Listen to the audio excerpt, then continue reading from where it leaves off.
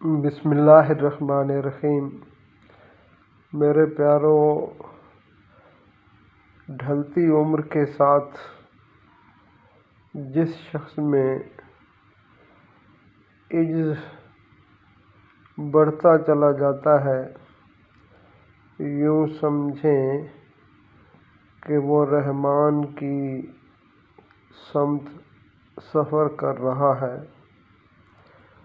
اور جو شخص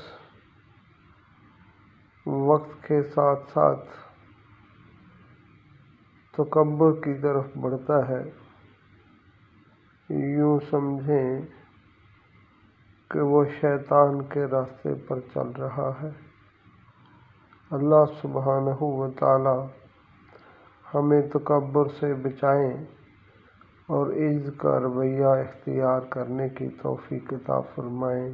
آمین۔